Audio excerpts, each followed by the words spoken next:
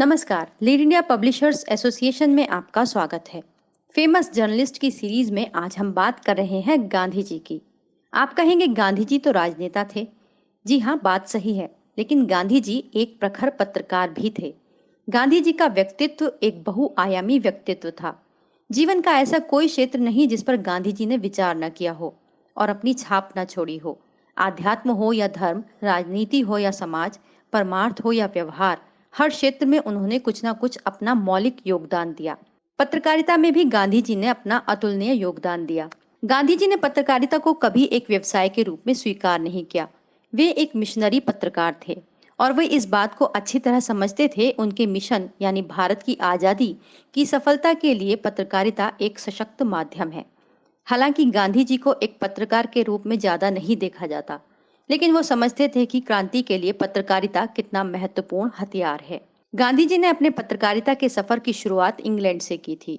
England में उन्होंने telegraph और डेली न्यूज जैसे अखबारों के लिए लिखना आरंभ कर दिया था। ब्रिटेन में पत्र पत्रिकाओं में लिखने का यह अभ्यास गांधी जी की पत्रकारिता के आरंभिक प्रशिक्षण का एक हिस्सा माना जाता है। लेकिन गांधी जी की पत्रकारिता के दर्शन असल रूप में दक्षिण अफ्रीका में जाकर सामने आते हैं।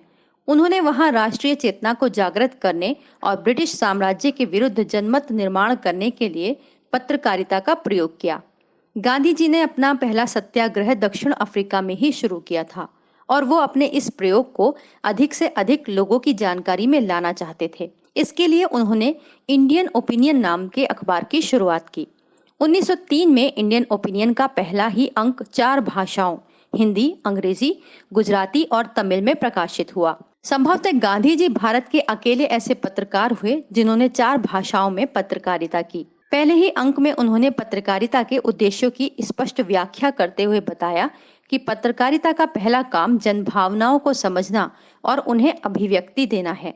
इतना ही नहीं, उन्होंने यह भी बताया कि पत्रकारिता का असल उद्देश्य निर्भीकता और निष्पक्षता से समाज में व्याप्त बुराइयों को उजागर करना है। अखबार का काम केवल सूचना देना भर नहीं है, बल्कि जन शिक्षण और जनमत निर्माण के लिए भी अखबार जरूरी है। ये बात आज के समय में भी उतनी ही प्रासंगिक है जितनी उस जमाने में थी। गांधी जी ने इंडियन ओपिनियन के माध्यम से दक्षिण अफ्रीका में प्रवासी भारतीयों की समस्याओं को शिद्दत से उठाया, अपने अधिकारों के प्रति सजग किया, स्वतंत्र जीवन का महत्व समझाया तथा उनमें सामाजिक और राजनीतिक चेतना जागृत की तथा नस्ल भेद के खिलाफ आवाज बुलंद की।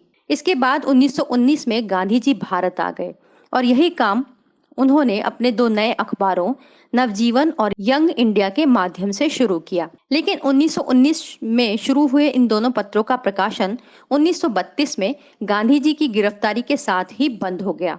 लेकिन जेल से छूटने के बाद गांधी जी ने हरिजन नाम से नया समाचार पत्र निकाला, जो उनके जीवन पर्यंत चलता रहा।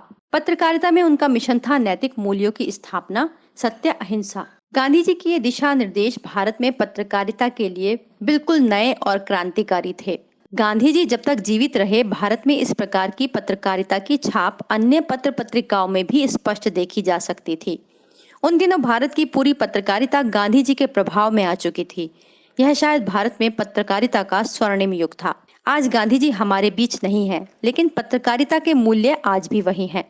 पत्रकारिता अपने आप में एक बड़ा प्रभावी माध्यम है और जनमत निर्माण और जागरूकता लाने में इसका बड़ा योगदान है। लेकिन समय के साथ साथ आज पत्रकारिता भले ही विशुद्ध मिशन के रूप में नहीं रह गई और व्यवसाय बन गई है, लेकिन इसके मूल उद्देश्य आज भी वही हैं। भले ही आधुनिक समय में पत्रकारिता के स्वरूप और रंग ढंग बदले हैं, भले ही इसमें सादी पत्रकारिता पर ग्लैमर हावी हो गया है, पेड न्यूज पर येलो जर्नलिज्म जैसी बुराइयां भी आ गई हैं, लेकिन आज भी बहुत सारे समाचार पत्र और पत्रकार मिशन पत्रकारिता और क्रांति का झंडा लेकर चल रहे हैं। महात्मा गांधी ने जो मुद्दे उठाए, आज भी उन्हें उठाने की जरूरत है। आशा करते हैं ये वीडियो आपको पसंद आया होगा।